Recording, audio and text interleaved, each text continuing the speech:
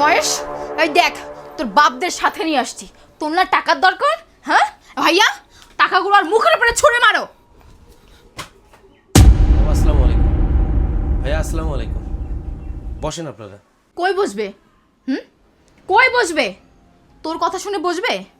তোর কাছে বসবে? বাবা, ভয় পাচ্ছিস? ভয় পেয়ে গলা শুকাই গেছে এখন? শয়তান, তোর সাথে বসার জন্য আসেনি, তোকে শিক্ষা দেওয়ার জন্য আসছে। এই কি পেয়েছিস তুই? দেশে কি আইন কানুন নাই? তোর যা ইচ্ছা তাই করবি, যখন তখন নির্যাতন করবি। টাকার দরকার ছিল, তোকে টাকা দিছি না?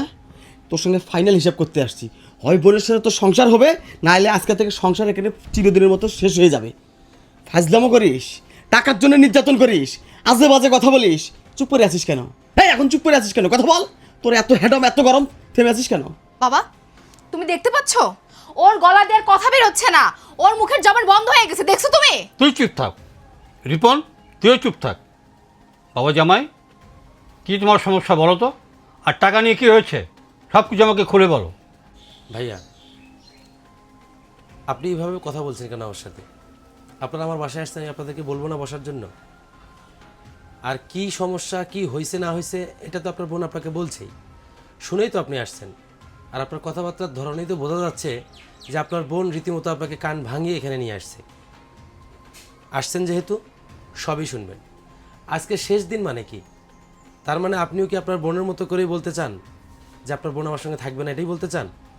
ওকে ফাইন, আপনি যদি মনে করেন যেটা করবেন, তার আগেও আমি বলবো অন্তত আমার দুইটা কথা আগে শোনেন। চুপ, শয়তানের বাচ্চা, তুই কি ভেবেছিস? তুই নরম নরম কথা বলবি আর সেগুলো শুনে আমার বাপ ভাই গলে যাবে তাই ভেবেছিস? সেটা মোটেও না। শোন, আমি না তোকে উচিত শিক্ষা দেওয়ার জন্যই আমার বাপ ভাইকে আজকে ডেকেছি। যদি তুই মুখের ওপর বেশি কথা বলিস না, আজকে তোর খেলা এখানেই শেষ করব, বলে দিলাম। এই তুই চুপ থাক। বাবা তুমি এদিকে সরো। তুই এত কথা বলছিস কেন? এখানে আমি আসছি না, যা বলার আমি বলবো, তুই কোনো কথা বলবি না।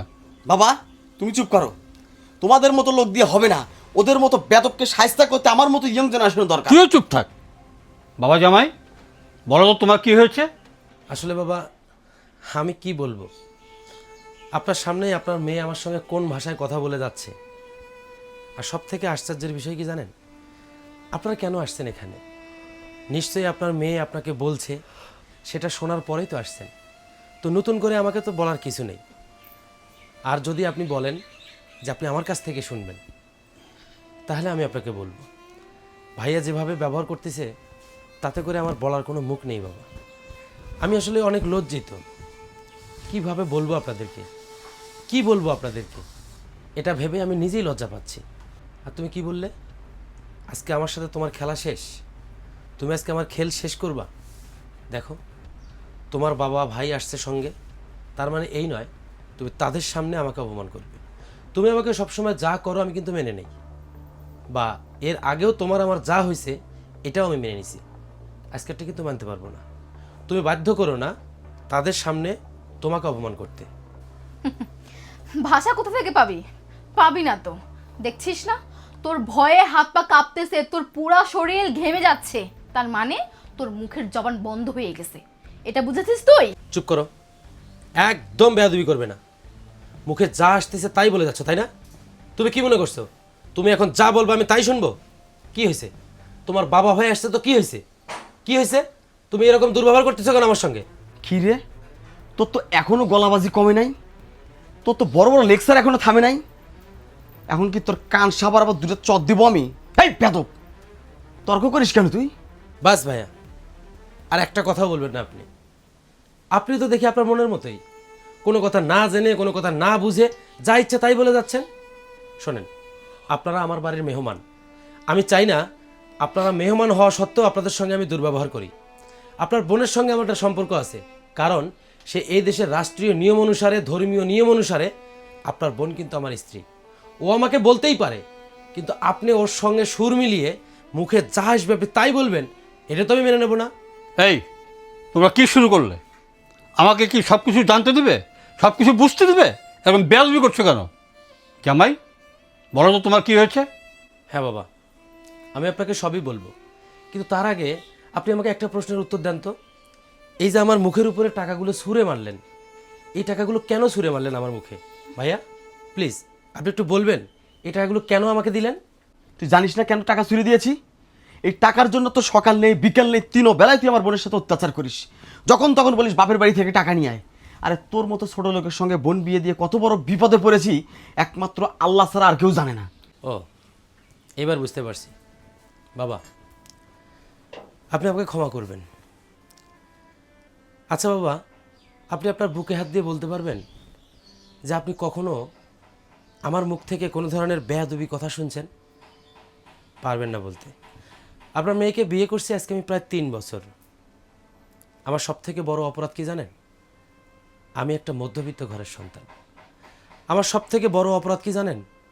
আমি লেখাপড়া জানা শিক্ষিত একজন বেকার।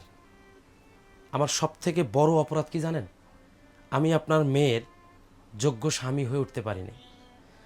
আচ্ছা বাবা, আপনি তো একজন পুরুষ, আপনি বলেন তো আপনি কি কখনো আপনাকে নিয়ে ভাবছেন? আমার মনে হয় আপনি ভাবেন নাই।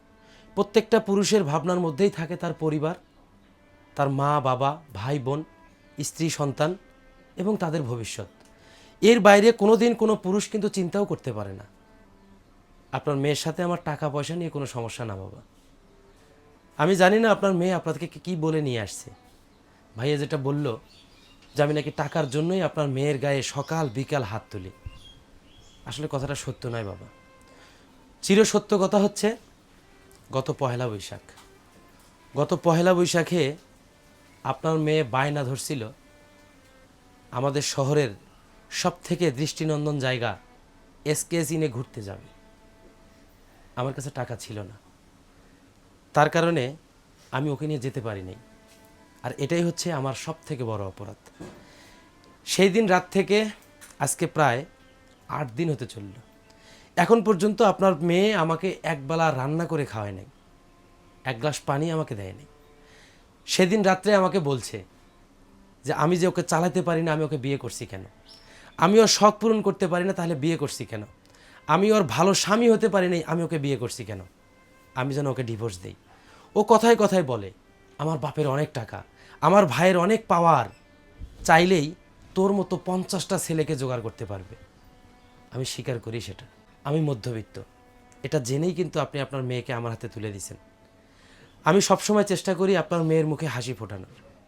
আমি এক কাপড় পরে অফিসে যাই, আমি হয়তো অনেক দিন দুপুরে খাবারও খাই না, শুধু চিন্তা করি 20 টাকা বাঁচিয়ে যদি আমার নিজের জন্য ভালো হয়, সংসারের জন্য ভালো হয়, এইভাবে আমি আমার জীবন চলি। আমি যে মানুষটা বন্ধুবান্ধবের সঙ্গে আড্ডা দিয়ে সময় পার করতাম, সেই মানুষটা এখন দিন যায় আমি কোনো বন্ধুর সঙ্গে আলাপও করি না। কেন করি না জানেন?